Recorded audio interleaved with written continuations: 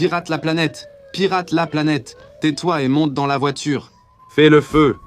On a parcouru du chemin depuis Pirate la planète ou ce truc dans Swordfish. Aujourd'hui, tout le monde a un ordinateur et accès à Internet. Mais cette facilité d'accès a une origine assez sombre, le piratage. Début 2000, cela a bouleversé l'industrie musicale et, au moment même où le piratage allait bouleverser Hollywood, le streaming a pointé le bout de son nez. Croyez-le ou non, nous sommes à l'aube d'un nouveau statu quo, l'ère post-streaming. Comment ? Eh bien, parce que le piratage est de retour en force. Et cela va tout changer à jamais. Mais voici la vraie question. Est-ce vraiment une bonne chose ? Rien n'est impossible. Bien. Donc c'est faisable. On glisse un cheval de Troie qui cache un verre ? Quelque chose comme ça. C'est un entretien? En quelque sorte. La manière de regarder des films aux États-Unis a profondément changé en 100 ans.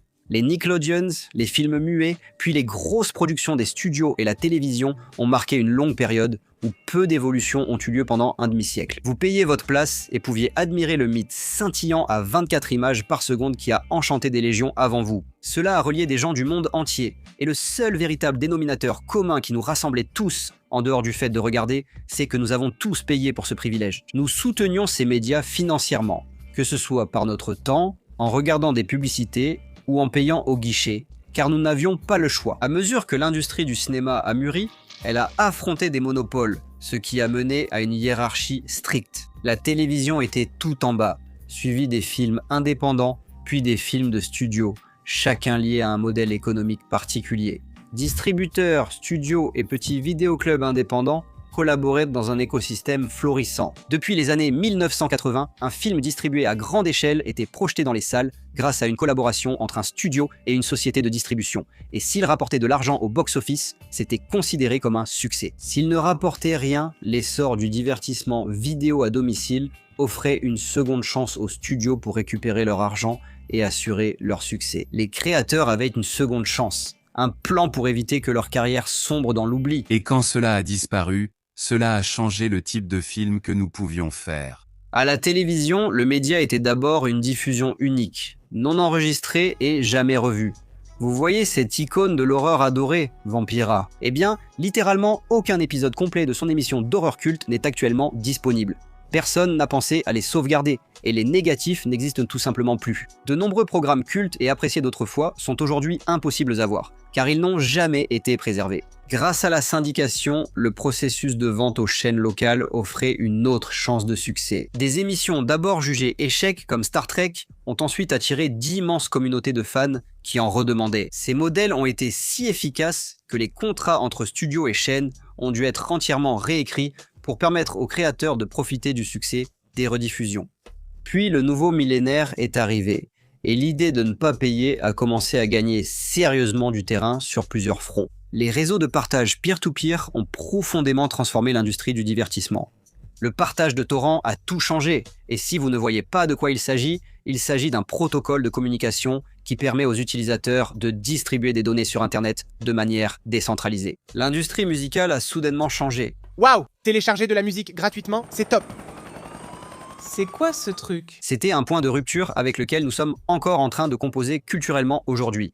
L'industrie du cinéma, en revanche, n'a pas vraiment connu le même bouleversement du statu quo. Il y avait certes du piratage en ligne, mais cela ne s'est jamais présenté pareillement. À la place, Netflix, initialement loueur de DVD par correspondance, a totalement changé de modèle pour créer et diffuser à ses abonnés des programmes dignes des grandes chaînes. Il suffisait de payer un petit abonnement. Au lieu de dépenser 10 $ pour un film, 5 $ permettèrent d'accéder à tous les films. Et cela a déclenché la décennie et demie de ce que nous appelons aujourd'hui la guerre du streaming que nous vivons actuellement. Chaque grand studio voulait absolument avoir son propre Netflix, HBO Max, Paramount+, Disney+, Discovery+, Apple TV, Amazon Prime, vous les connaissez tous. Et il existe un service de streaming premium pour chacun d'eux. Saviez-vous que MGM+ existe? Et Shudder, Crackle, Tubi, Pluto? La liste ne finit pas. Si le monde était juste, cet écosystème coexisterait avec la télévision par câble et les chaînes classiques. Mais ce n'est pas le cas. Les chaînes du câble sont devenues de plus en plus chères au fil des années. Chaque année, de plus en plus de personnes passent exclusivement au service de streaming. Au début, ce changement paraissait lié à la génération. Mais avec le temps, tout le monde s'y met peu à peu. Mais c'est là que nous entrons dans la complexité de l'écosystème actuel. Les accords de réseau qui existaient auparavant n'ont pas été transférés vers le nouveau format de streaming. Des idées telles que redevances, primes et paiements incitatifs. Les plateformes de streaming pensaient ne pas devoir soutenir créatifs tels qu'acteurs, scénaristes ou réalisateurs, sauf via le paiement unique pour la production originale. En outre, le nombre d'acheteurs pour ces projets a fortement baissé, menant à l'enfer du divertissement actuel. Ces entreprises agissent désormais comme de grandes entreprises technologiques, plus que comme des sociétés de production audiovisuelle. Nous annulons l'émission. Quoi? Pourquoi? Eh bien, l'algorithme a estimé que ça ne correspondait pas au bon groupe de goût. Groupe de goût. Cory Doctorow a écrit « Inflation », expliquant comment les entreprises technologiques piègent les utilisateurs dans leur écosystème en le dégradant progressivement, sans issue. Hollywood a agi de la même manière. Ils s'enchaînent vite, ainsi que nous, pensant que nous continuerons à dépenser sans cesse notre argent durement gagné. La vérité, c'est que les gens ne veulent payer que pour des choses de qualité. Et si quelque chose est mauvais, ils vont simplement le pirater. Un nouveau mouvement de piraterie est-il sur le point d'arriver ? Honnêtement, il est déjà là. Selon un rapport, la moitié des personnes au Royaume-Uni utilisent des Amazon Fire Stick débridés pour regarder du contenu piraté. L'appareil, en vente mondiale, permet de télécharger des applications tierces sur le Fire Stick pour contourner les protocoles des plateformes de streaming. De même, un article récent de The Verge a relaté l'utilisation généralisée de deux nouveaux appareils, la VC-Box et la Superbox, qui font exactement la même chose, mais sans nécessité de connaissances techniques pour débrider un Fire Stick. Bien que ces appareils ne favorisent pas directement le piratage, débrider le Fire Stick est relativement facile. Dans les années 2000, des légendes urbaines circulaient souvent sur des personnes poursuivies par le gouvernement ou des maisons de disques pour piratage de contenu protégé. Et même s'il y a eu de vrais cas de ce genre, la plupart des personnes qui piratèrent du contenu n'ont même jamais reçu de lettre de mise en demeure. Encore moins été poursuivis en justice. Mais devinez quoi? En juin 2024, un homme d'âge moyen nommé Michael Hormung a été condamné à 4 ans de prison pour son implication dans la vente de boîtiers de piratage illégalement configurés, similaires à la VC-Box et à la Superbox.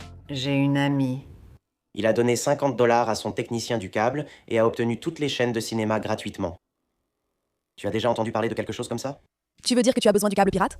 Alors, qu'est-ce que tout cela signifie? Le piratage augmente souvent lorsque la consolidation du marché est sur le point de se produire. C'est généralement un indicateur d'un trop grand choix et de la hausse des prix. Cela signifie aussi qu'il n'y a pas de retour en arrière possible. Les gens ne reviennent pas massivement au support physique, aux chaînes généralistes ou au câble. Ils restent sur le streaming et cherchent seulement à ne pas payer, ce qui est négatif. Un article du Verge explique comment un réseau clandestin de petits vendeurs survit en vendant illégalement ces appareils depuis leur voiture. Les gens veulent du contenu et ils ne sont tout simplement pas prêts à payer les prix élevés nécessaires pour y accéder.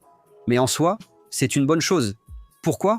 Parce que rien de tout cela n'est durable. Le streaming repose sur une exigence de croissance infinie, typique des entreprises technologiques et non des studios. Ils pensent, à tort, qu'en créant assez de séries nouvelles et marquantes, les gens viendront s'abonner à notre plateforme. Mais ensuite, ils arrêtent généralement de produire les séries après environ 2 saisons. Et les gens se retrouvent frustrés et annulent leurs abonnements. Netflix a annulé son ambitieuse adaptation d'anime très médiatisé Cowboy Bebop. Cette décision survient moins de 3 semaines après le lancement de la série sur la plateforme le 19 novembre. Ces entreprises fonctionnent toujours selon le principe que l'herbe est toujours plus verte ailleurs. Elles ne valorisent pas les personnes qui les ont menées jusqu'à ce point. Elles accordent de la valeur aux nouveaux clients insaisissables. Et cela a un effet négatif. En gros, toutes les personnes capables de s'abonner à un service de streaming en ont déjà un actuellement. Tu penses vraiment qu'il y a une énorme quantité de gens qui vivaient dans une grotte qui se préparent enfin à s'abonner à Netflix? Non. Et s'ils ne l'ont pas fait, ils vont pirater. Ils vont contourner le système pour obtenir ce qu'ils veulent. Ce qui nous ramène au monde en pleine expansion des Superbox, VC-Box et Amazon Fire Sticks. C'est le signe évident qu'il y a un problème. On le voit même dans la fusion rapide des studios, Fox et Disney, Paramount et Warner Brothers, Amazon et MGM.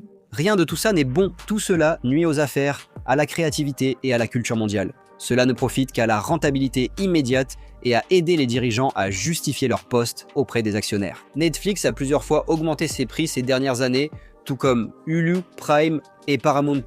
C'est simplement la réalité actuelle. Tout devient plus cher et personne n'est mieux payé.